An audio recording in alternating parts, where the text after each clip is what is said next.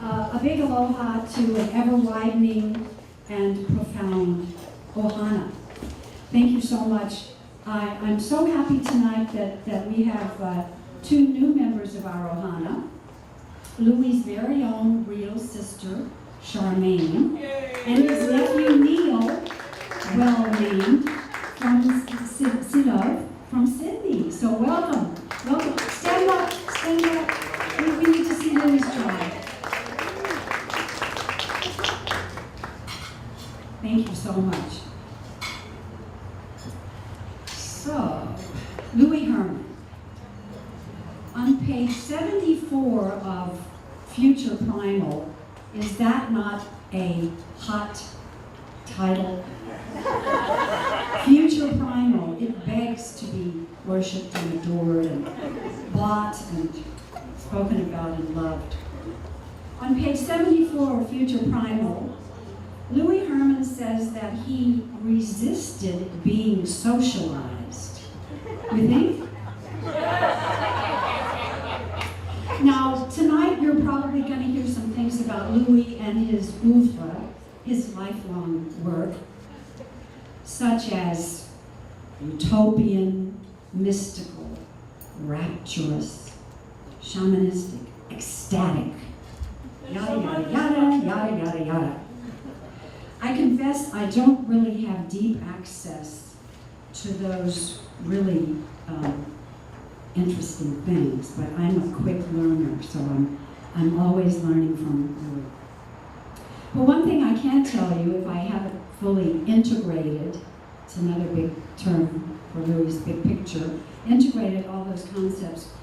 What I can tell you is that in the 70s, when I met Louis at our first semester as graduate students together in political theory at the University of Hawaii, he made a really, really profound impression on me because he spoke funny and he always wore the same black leather jacket.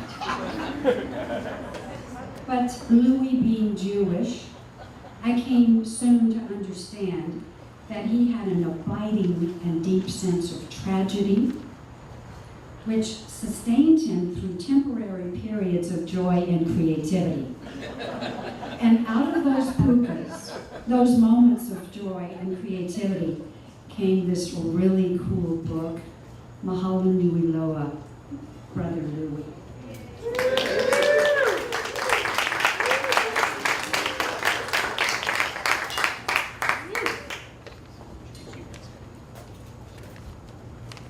Good evening, everyone.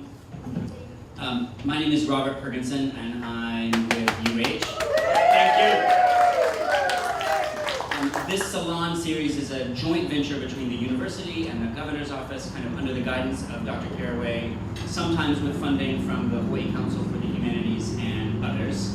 And the purpose is to try to bring decision makers and academics, stakeholders and scholars together to talk about issues of acute public policy importance or social importance, or in this case, kind of more broadly, political and philosophical importance in a fresh way, to kind of bring people together who don't normally share conversations to get together and hopefully to kind of harvest new ideas and new connections out of it. It will have a kind of special format. Before Louis begins his formal presentation, we'll actually go around and ask each of you to introduce yourselves. It's a larger crowd than really a discussion forum calls for, because we get enthusiastic, but so everyone should introduce yourselves just in 5 seconds or so. And then Louis will give a presentation, and then we'll try to have a decent amount of time to talk story. When we do that, I will ask you to kind of raise your hand and get on a queue, and I'll keep a queue of people in order. But if exuberance overtakes you and you really want to address in some concise way an urgent topic right then without waiting for your place on the queue, then raise both hands and we'll recognize you for a moment just to chime in before the magical moment is lost. We're going to hear from Louis in a moment. I'll say a little bit more about him, but Governor Abercrombie is going to help launch us today as well. So thank you.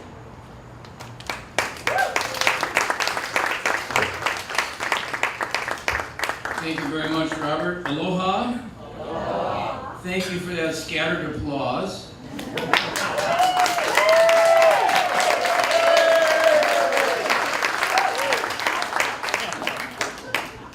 It just helps to reinforce what Robert said, that you're here under my auspices tonight. But of course he mentioned that's under the governance of Nancy Carraway. So there you go. And this obviously is not exactly the Salon format tonight. And the reason is that there was such enthusiasm in terms of the invitations that went out and the invitations that got extended to others without us knowing about it because of the enthusiasm for the presentation we're going to hear, that we decided that we'd have to leave the confines of the inner courtyard there, where we generally meet, and come out here on the Lanai. And we're very, very pleased, I can tell you, to be able at long last here in Hawaii to make not just a public presentation, but to give Louis an opportunity to engage with people who, by definition of their presence here tonight, are interested in a very deep and abiding way in not just in his presentation, but in what Louis Herman represents. He puts a three-dimensional presence on the definition of what it is to be truly human, to understand what an extraordinarily interesting species occupies this little bitty planet in this part of our universe. I just want to put before you then something of his own words, in encapsulating what I see and have seen over these many years that Louis has been a brother to Nancy and to me. The book is ambitious, an original contribution to rethinking answers to the big questions of personal and political life. It can be understood as a work in political cosmology, helping us to respond to our multiple global crises by rethinking the foundations of politics. It integrates a first-person narrative in the spirit of the philosopher knowing oneself with the newest of sciences, the oldest of primal wisdom, and a revisionist understanding of the history of civilization from the perspective of primal societies. It's an extraordinary synthesis, as Louis' mind is an extraordinary synthesis of what distinguishes us as a species. First, our capacity to call upon the wisdom of the past and the foibles of the past. And importantly then, to project onto the future then what possibilities there might be. This is a big stretch for all of us. The narratives in this book weave together into a coherent vision of a planetary politics having the philosophical truth quest as its center. This is an even bigger stretch for political philosophers. My argument, and his argument is that this model of politics is primal. It's rooted in the structure of consciousness and the human condition evident in simple hunting and gathering societies. And that all of the complications and implications we made since that time haven't improved upon it at all. And that perhaps it's time for a recasting, a reintegration, a reiteration of what the primal societies are and what they mean. It reemerges in the Greek polis, but was subject throughout history to the vicissitudes of human choice. We can see it reemerging today in a spiritually based politics rooted in participatory democracy, which fosters local diversity within a global awareness and a sustainable cosmology. That's Louis Herman.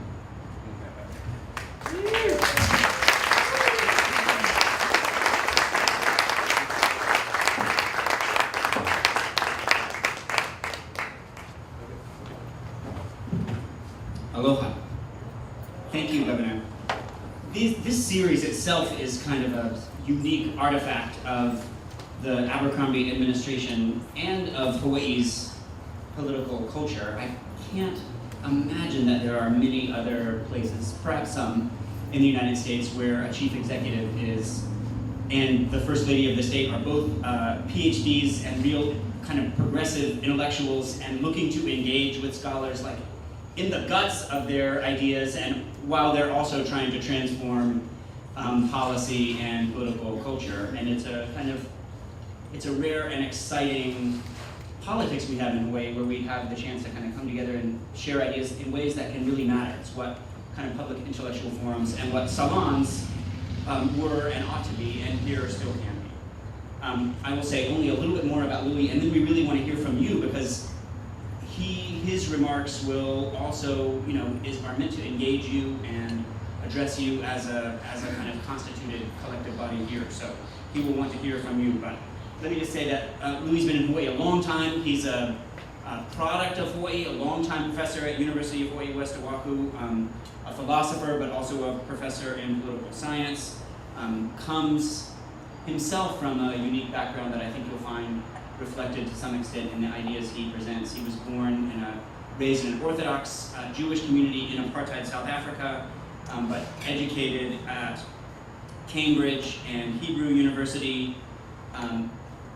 Had, at least my understanding, although we haven't talked about it as much, and maybe I'll hear more about it tonight, a kind of transformative experience during his Israeli military service that began to propel him on this road that has kind of defined his career. And this is a kind of lifelong exploration and truth quest itself, I think, for Louis, it's safe to say. He's published on this topic and adjacent topics extensively and presented on it more, and is not only kind of developing this book, but is also supervising the development of a documentary to go with it. And his hopes for it are not just to engage in the scholarly debates among political theorists, but I think to ways that the rest of us hope to change the world in some ways. So what we want to do first, before we finally let Louis speak, it's very long delay, but I hope the suspense is building, is go around and have each of you just tell us who you are briefly, so you all know who's talking and so I can keep an accurate cue. We'll start with Keith. Oh, hi. Go ahead, Keith. I'm Keith Tamello. I'm your videographer tonight and your IT professional. I actually work with the governor in his office. I'm thrilled to be here. I get to eavesdrop tonight. So. And all of this equipment and technology is his product. Mahalo, So thank you. Mahalo, last minute. Thank Maybe I'll pass the mic down here, starting with another. Louis Bousquier, I teach French Lit at UH. Michael Wilson, I'm a state circuit court judge. Gilly, and I know Louis. Kathy Ferguson, I was on Louis' doctoral committee. Colin Gore, and I teach political science at UH. Deborah Halbert, I'm in the political science department as well. Keiko Sakuma Neubauer, and I'm associated lovingly to the Neil and Nancy and Louis, but also with Foucault Market, which is where I'm going to post cooperative. Dean Neubauer, Professor Emeritus Political Science. Kamana Bieber, Professor of the Animal Monarch Program, HMO. My name is Derek Cohen, and I work at the UAMS Richardson School of Law. I'm Charmaine. I'm the sister from Australia, and very proud and honoured to be here. And I thank you for the warm welcome from Nancy and Neil and all of you. It's such a thrill to be here to see Louis present the fruition of his life's work. Thank you. Hi, my name's Neil Salon. I'm the nephew of Louis, and I'm just so proud and honoured to be his nephew. It's an amazing book. I'm still finding my way through different parts of it, and it's incredible. And it's been a great experience having the opportunity to be with Neil and Nancy. So thank you very much, and congratulations, Uncle. My name is Nancy Peacock. I'm an architect. And Louis, it's so nice to see your book published. Congratulations. Lowell Lyman, got my master's at UH Manoa. Duration, political science student and self-proclaimed activist. Maya Matsuda, Williams Richardson School of Law. Manfred Henningsen, political science. My name is Dingilizwe Ngube. Actually, I call Louis actually my big brother. Very proud of him as he presents his book. I've been looking forward to it. And thank you to Neil and Nancy for the invitation. My name is Carolyn Pino, official Louis Herman pimper of your book. I tell everybody about your book. I just want you to know this. I work in real estate. My name is Ola. I'm from Baghdad, Iraq, and I'm a Fulbright scholar at HBU. Thank you. Hi, I'm Lois Ayuno. I work at the Office of Community Services at the State Department of Labor, and very excited to be here to hear what Louis present. Congratulations. Maxine Burkett, William S. Richardson School of Law. Congratulations. Aloha, I'm Jeanette Kojane. I run our state's hospice and palliative care organization, which is called Kukua Mao, and I'm also part of the Louis fan club. Aloha, I'm Denise Carnan. I'm the Dean of the College of Social Sciences at UH Manila, good friend of Nancy and the Governor, and I'm very pleased to be here tonight. All right, let's do everybody.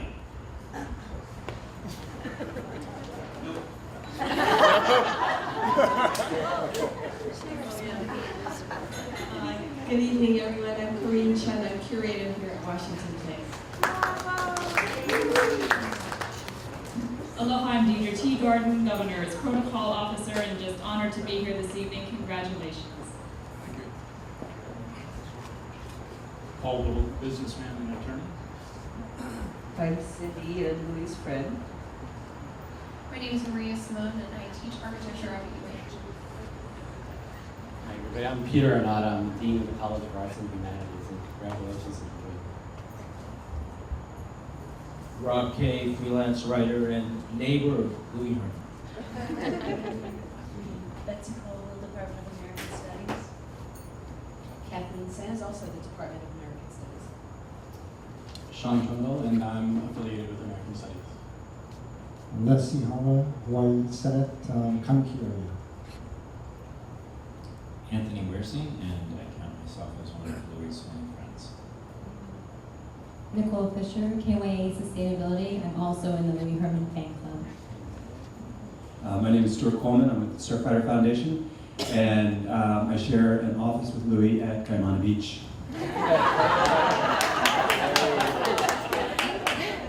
My name is Bob Bess. I'm the director of the Hawaii Council for the Humanities, and I'm really looking forward to seeing all of this come together. My name is Jonathan Swans, new professor at the University of Hawaii Manoa, teaching in the art department, and have deep appreciation for indigenous cultures and artifacts, so I'm really excited to be here. Thanks, Louis. I'm Shauna Trivena. I had a sustainability consulting firm, and I've been speaking with Louis on this topic for about 7 years and heavily quoting your brilliance in my dissertation work in the political science department. So thank you for giving me everything I need to fill the pukas of my work. I'm learning so much and building on all your amazing influence. Mahalo. I'm Aisha Yuri. I work at the U.S. Environmental Protection Agency, and I'm very happy to be here. Thanks for having me. I'm really excited to hear more about this. So thanks and congratulations. I'm Jonas Weibel, and I'm a PhD in experimental psychology, and I'm looking forward to the talk. I'm Marcia Johnson, and I live here, and I'm glad to have this opportunity to learn about your work. Peter Goss from San Francisco, but happily splitting my time between Honolulu and San Fran, and very good friend of Neil and Nancy and Louis, and thrilled to be here. Hope to learn more about your great work tonight. Claire Hannes, I'm an immigration attorney. Nevzat Sobuk, I teach political science at UH Manila.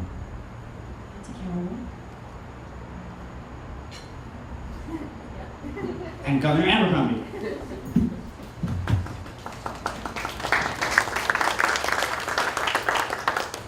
Okay, thanks everyone. Louis is now going to give a kind of presentation, so we have enough substance to kind of inform our conversation that will last about 25 minutes with some slides.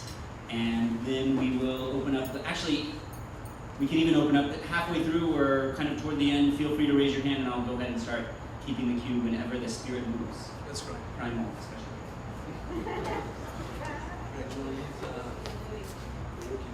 You want us to walk around? Just in case. We're not gonna have to go in front. Oh, yeah. Just turn it on. Okay. Because it'll feedback if Hey folks, aloha, so great to be here.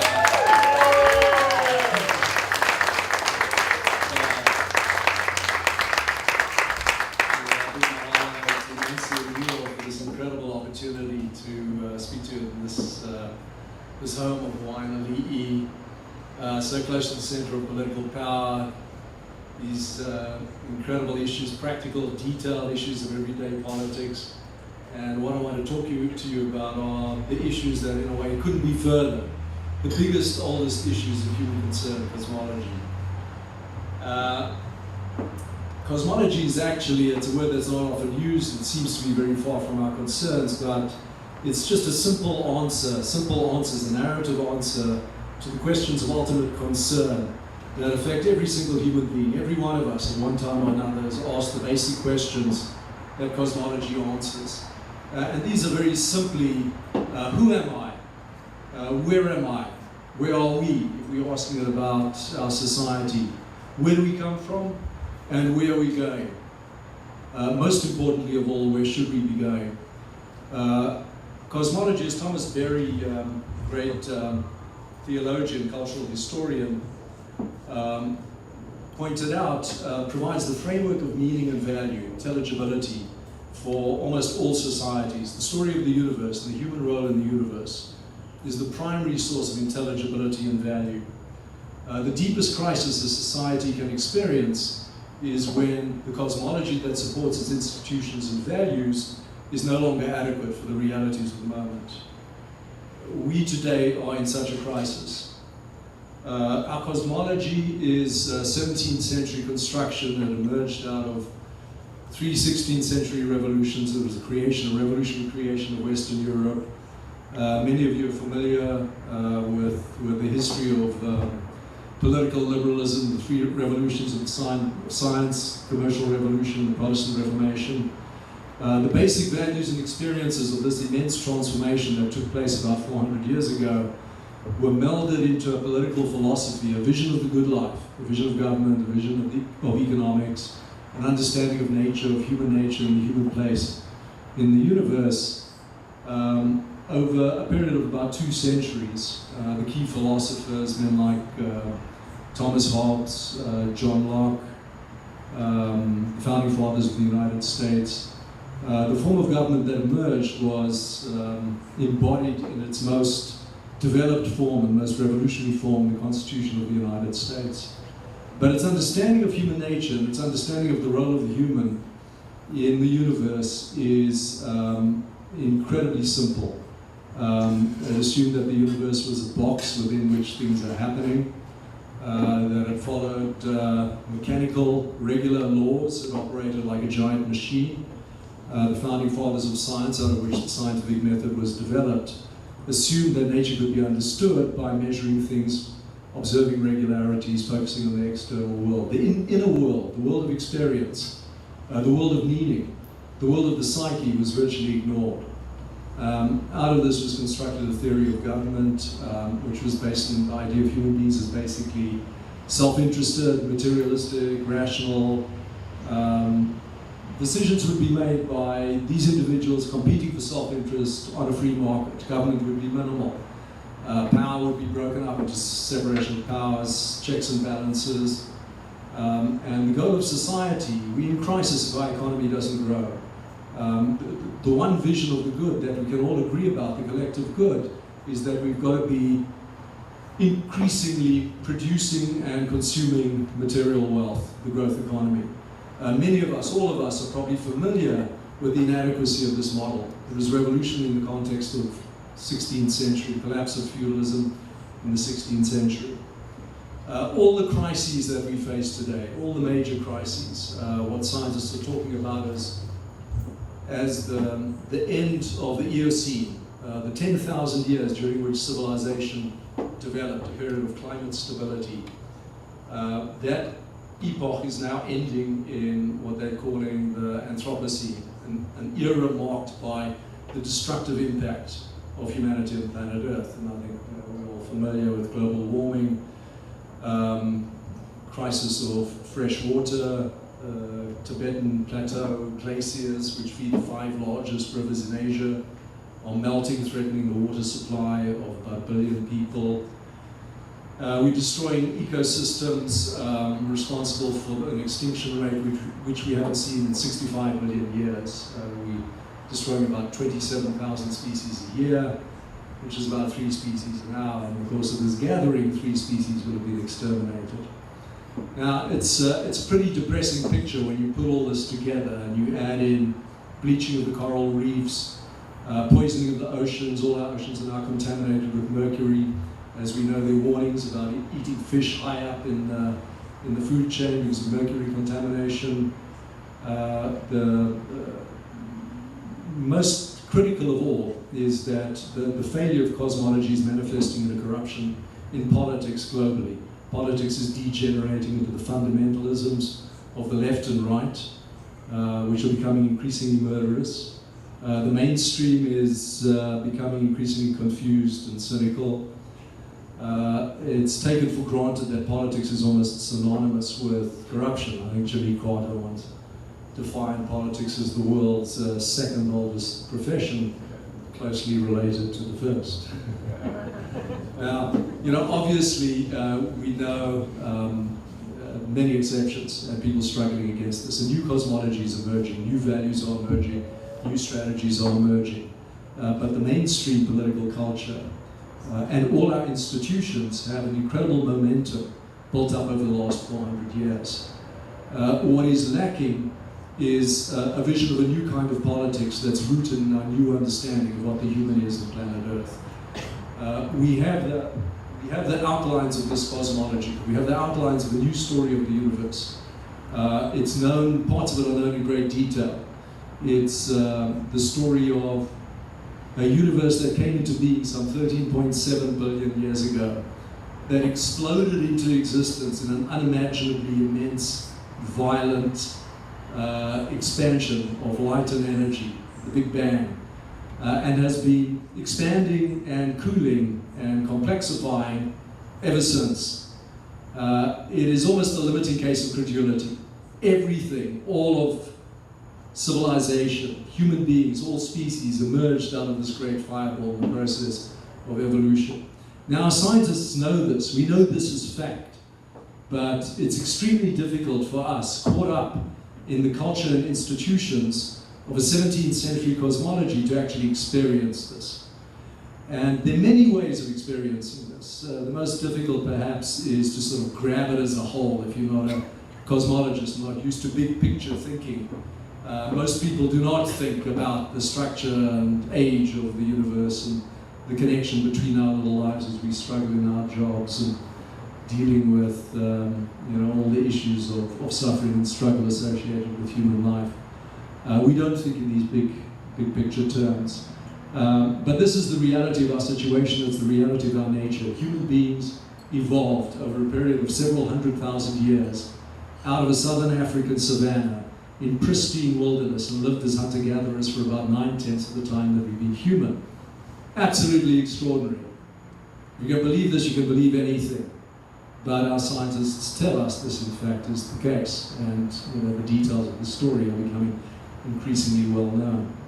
Now, what this big picture does, and my encounter with it through my experiences growing up in South Africa, encountering the corruption of politics, the violence of politics. The Holocaust for me was an existential reality. It wasn't an abstraction, it wasn't something I learned about. I grew up in a country that was run by Hendrik Verwoerd, a Nazi who grew up in Nazi Germany.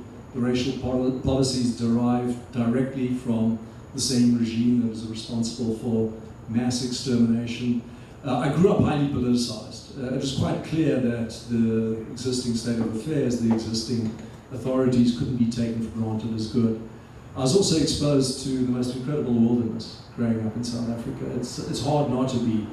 And I was blessed and privileged enough to open myself to the experience of what it is to live in a wilderness ecology. After I'd gone through my experience as a nationalist, a Zionist in Israel, went through a wartime experience, by some good fortune landed up in Hawaii with the opportunity to study political philosophy. I was really forced into a planetary identity. I missed South Africa, I missed my home incredibly, but what I didn't expect to find on my returns was that the nostalgia that I felt for South Africa was not just a personal nostalgia. In a way, it was a species nostalgia, that Southern Africa now appears to be the home of all human beings, and that when you're in these environments, and when you open yourself to being in these environments with people who live on intimate terms with wilderness, you can have experiences that are the primary experiences, have been the primary ordering, ethical, moral experiences for human beings throughout most of human history. And out of this experience of human beings emerging out of a wilderness environment comes a certain kind of politics, associated for most of human existence with hunting and gathering, small, self-sufficient bands, egalitarian, radically egalitarian, no chiefs, operating on an economy of caring and sharing, cooperation, highly individualistic. It comes as a surprise to moderns who imagine industrial capitalism as having created the autonomous individual. We're very individualistic in terms of our property and consumption, but in terms of developing ourselves as whole people, we've got a lot to learn from primal societies where every individual could experience all the basic human activities of hunting, gathering, building a house, healing, curing, participating in politics. Our specialization in a way deforms us. What I want to do is try to give you a sense of what the difference between reciting this as fact and experiencing it is by just showing a few pictures and then making a few comments about the emergence of the structure of politics, and then, if there's time, identify its emergence. This core of 4 primary values and institutions that you find in hunting-gathering societies. That seems to be part of the human legacy, that is the core of our values today, but in a truncated and deformed way. So Keith, if you can maybe turn off the lights a bit. Can you hear me? Can we get the lights off? I've got to be able to see this as well. Just want to give you a sense of scale of what it means, where we are. When we're talking about cosmology, when we're talking about human nature, when we're talking about the natural world, there's the Earth, that little marble up there, there's the sun, our star. Next, please. There's a sense of scale, there's our sun. One star in a galaxy of about 200 billion stars, now the Milky Way. We can see about 4,000 stars with a naked eye. A tiny fraction of the 200 billion in our galaxy. Then you see the little Earth at the bottom. Next. That's just looking up at the Milky Way, thank you. Looking up at the Milky Way on a clear night. On a good night, maybe you can see 2,000 to 4,000 stars. One galaxy. Until 100 years ago, we weren't sure that there was another galaxy. We thought the Milky Way was the only galaxy in the universe. Next. Now that is not a shot of a galaxy. Anybody recognize that? Hubble Space Telescope focused on a piece of black sky where there appeared to be absolutely nothing. The Hubble Space Telescope is rotating about 500 miles below Earth orbit. Right? It focused on this piece of black sky, on this piece of black sky for 23 days, photographing over and over this black sky with the most sensitive optical telescope human beings have created. And this picture emerged, and these are galaxies. We can actually, in this frame, we can see about 5,000 galaxies, every point of light. almost without exception, is a galaxy. Each galaxy roughly the size of the Milky Way. Each galaxy 200 billion suns. Now, what modern cosmology tells us is that all of this emerged out of a point, an infinitesimal point some 13.7 billion years ago. It is, as many have remarked, the limiting case of credulity. If you believe this, you believe anything. Einstein rejected this. It was implied by his general theory of relativity. And the idea of an expanding universe was too absurd. And he fiddled his equations and he introduced a gravitational constant so that he would come up with a conclusion of a static universe. This is Albert Einstein. This is the paradigmatic genius of the 20th century. When he looked through Hubble's telescope, the original Hubble's optical telescope, and saw the red shift, the galaxies moving apart from each other, he realized that he had empirical proof that the universe is expanding. Extrapolating back, all exploded. Evolution is a fact. He regarded this fudging of his general theory of relativity as the greatest scientific blunder of his career. Now, this is a bit hard to grapple. We can go on to the next one. This is the real point, and this brings us to politics. The mystery of consciousness emerging out of reality. Our consciousness, everything that we know, all the institutions we create, all the achievements of civilization, a product of human self-reflective consciousness, which emerges out of a natural world of wilderness. C.G. Jung, the Swiss psychiatrist, grasped this in this comment about the psyche. Modern psychology comes from the term psyche, which is the Greek for soul. Really, the way I use it is it just refers to inner life and is associated with what it means to be conscious. Psyche is the greatest of all cosmic wonders, and the sine qua non of the world is an object. In other words, we can't know the world as an object without consciousness. It is the highest degree odd that Western man, with but very few and ever fewer exceptions, apparently pays so little regard to this fact. Swamped by the knowledge of external objects, the subject of all knowledge has been temporarily eclipsed to the point of seeming non-existence. It's a comment on our society, it's a comment on materialism, it's a comment on the success of the scientific revolution, getting us to focus all our efforts in the external world, not the inner, not the psyche. Next, please. This event took place, the graph shows 125,000 years that we've been hunter-gatherers. It's actually somewhere between 200 and 100,000 years. This was the first great human revolution, the primal revolution, the appearance of consciousness. Agriculture has been around 10,000 years. Industrial modernity started maybe 500 years ago. But we've only really lived in cities for barely the last 100 years. Our existence now couldn't be further removed from the basic realities of what it means to be a human being. So when we're rethinking our foundations, the foundations of politics, we have to keep the big picture in mind. So my contention is that cosmological thinking, this big picture thinking, can no longer be reserved for the geniuses of political philosophy. This is something that needs to be moved to the center of our political culture, our public culture. Something that everybody can do, that everybody used to do in simple societies where everybody had an original experience of the big picture and in fact is re-emerging now. Next, please. Another shot, give you a sense of how recent industrial civilization is, how fragile it is, how artificial it is. Next, please. Okay, so this is the basic ordering experience for politics. Consciousness, self-reflective consciousness, asking the big questions. Who am I? Where do I come from? What should I do? How should I live? Takes place within wilderness in all primal societies. 9/10 of the time we've been human, we've asked these questions in the wilderness. This experience is radically different to our experience today. And the challenge for us in rethinking politics is getting back to this experience. And that's really the point of showing you some of these pictures. Next, please. This is where it takes place. A lot of focus on North Africa, Afar, the Great Rift Valley. A lot of early human discoveries have been made there. But interestingly, this is the southern tip of Africa where two oceans meet. Most of the evidence for that last leap into modern human consciousness is actually found on the coast of South Africa.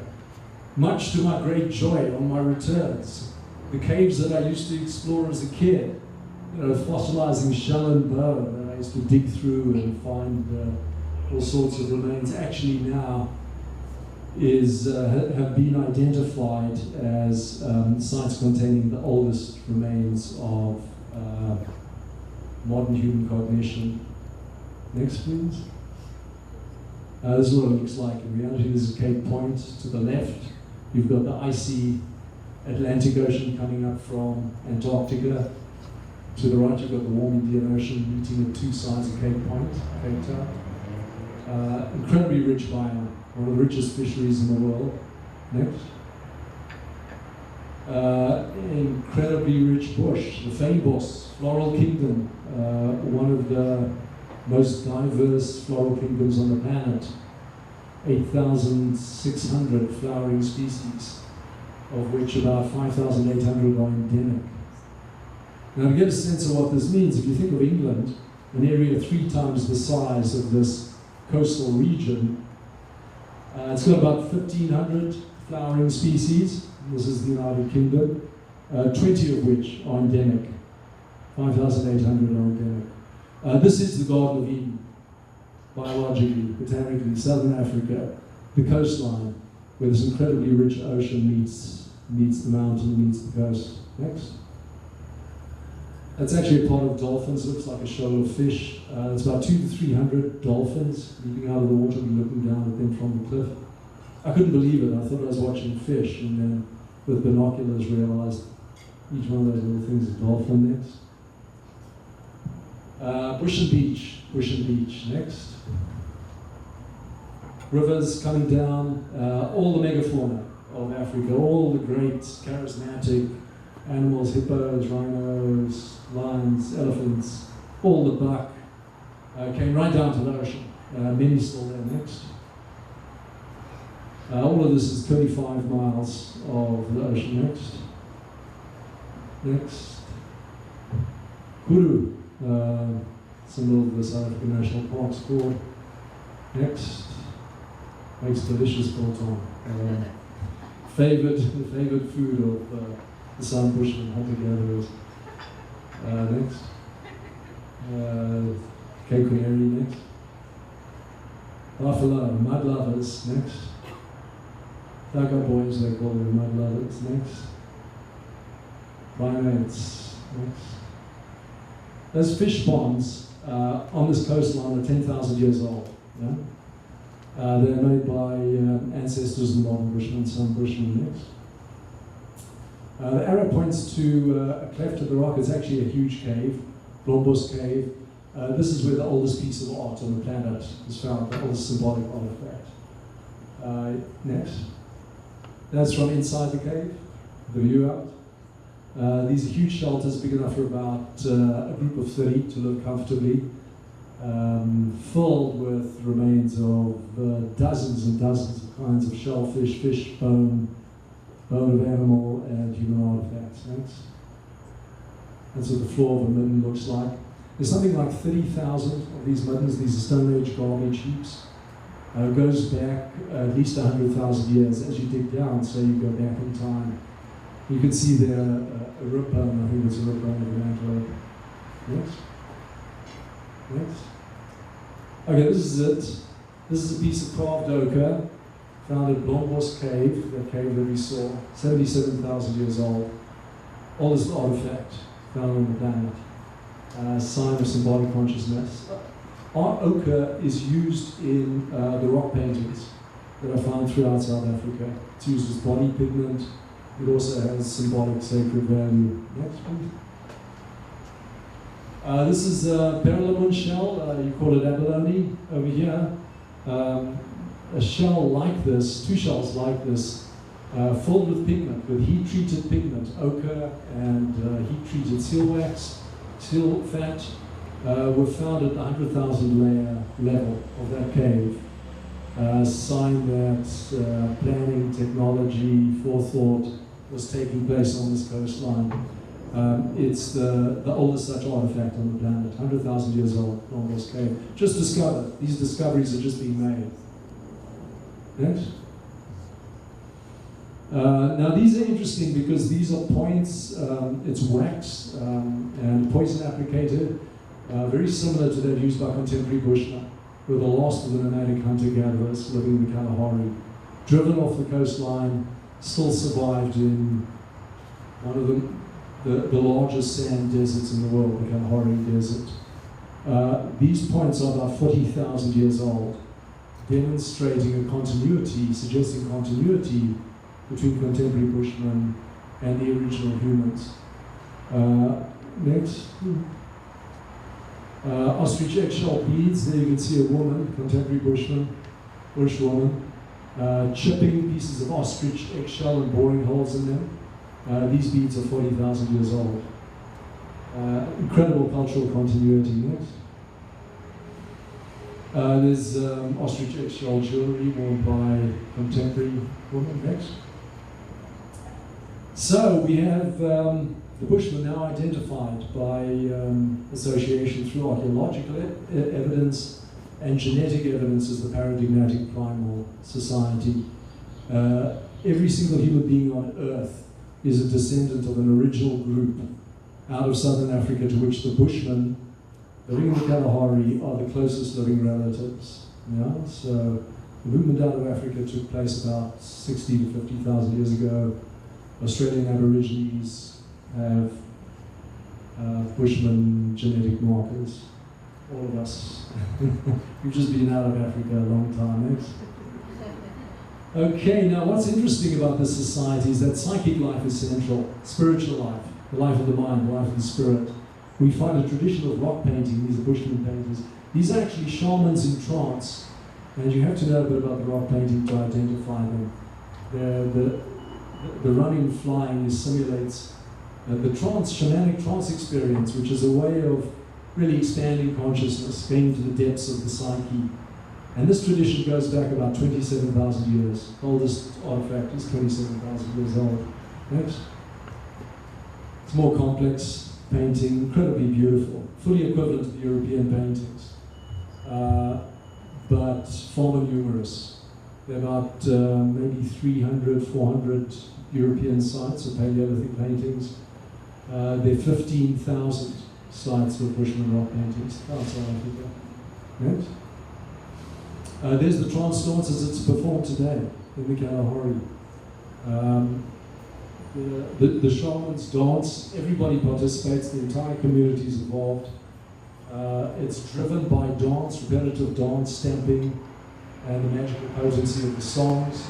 The dances go on all night until the trancers go into trance, where they can have access to specialized knowledge, insight, healing, special powers. Next. Next. And the spirituality is actually very simple. Here's one of my favorite definitions of God or spirituality. Comes from Bushman shaman. When one acknowledges the presence of a particular bird, a tiny thread is formed. After many encounters with that bird, the thread becomes thicker until it becomes a rope. When there are many ropes to many animals and many people, then the rope to God is formed. These ropes are made of the material of love. Couldn't be simpler. What is striking about this, what is revolutionary about this, is that God is not a concept. God is an experience. And the experience of God is accessed through love of the natural world, the sense that God permeates all of natural reality through the relationships to animals, plants, and place. Next. Here's a similar idea from Lauren Isley. One does not meet oneself until one catches the reflection I other than human. The point of all of this is that this experience permeates politics. And this is what makes it possible for the individual to be respected in a culture that values the community, cooperating, caring, and sharing. You respect every manifestation of life as intrinsically sacred. It's a Buddhist ethic. actually. I mean, it's extraordinary that we get a very similar sort of notion of the deepest and most powerful guiding experience. It's not an abstraction. It's not a matter of belief. It's not a dogma. This is something you feel. Next. And this is one of my favorite quotes. It's fully equivalent. It's applied more directly to politics. Comes from the Lakota. Very interesting. Native American societies have many have very similar ethic expressed in a similar way, and have an appropriately democratic and individualistic politics. Old Lakota were wise. They could despise no creature, for all were of one blood, made by the same hand and filled with the essence of the great mystery. Wakantanka, the great mystery, simply the term for God. Not a person, not someone in the sky, not a guy with a beard and a throne, but the creative force, and that is responsible for it all. We could say today our equivalent is that great flaring forth that gave birth to the universe that is still unfolding. The event is still taking place. The old Lakota knew that man's heart away from nature becomes hard. They knew that lack of respect for grown living things soon led to lack of respect for humans too. So they kept their youth close to its softening influence. Ruth is standing there. One of the great primary sources, raised as a nomadic Lakota, following the great herds, sent to Kala, boarding school at the age of 11. One of the few voices we have who wrote about the traditional way of life, the Lakota way of life in English, in their own words, didn't require an interpreter. Next. And here we have a science equivalent. Albert Einstein, towards the end of his life, recognized the experience of what he was studying and describing as really what mattered most. And here again we come back to experience, this inner aspect of reality. Mystery is the most beautiful thing we can experience. It's the source of all true art and science. And of course the primal perspective tells us that it should be the source of a good, true, beautiful politics. And then from this, I do this great length in the book, you extrapolate a whole politics which you can identify in very clearly in the Bushman hunting-gathering band, many hunting-gathering societies, many indigenous societies that live close to wilderness, similar constellation of values. Next, please. And this is it. The truth quest emerges together with the individual. What happens with evolution is that as consciousness develops from the primate to the human, it's carried by a more individuated individual. In other words, the human individual is more separate from the group than the baboon individual, or the buck individual, or the elephant individual. At the same time, the community is tightly bonded. Next, please. And this is what mediates the relationship between the individual and the community, face-to-face discussion, and weaving together everybody's contribution into a big picture. So here you have the four elements of both the truth quest and the politics. This is quite a revelation to me. The idea of the whole person is each one of these quadrants, the whole person, face-to-face discussion, the whole community, big picture, big myth, big story, is a value and a process. Each one determines the politics, constitutes the politics of primal societies, and each one is necessary to pursue truth, to get a picture of the best way to live. So, the idea of the whole person, how are we doing time-wise? Can I go into this now? Yeah? Any questions at this point?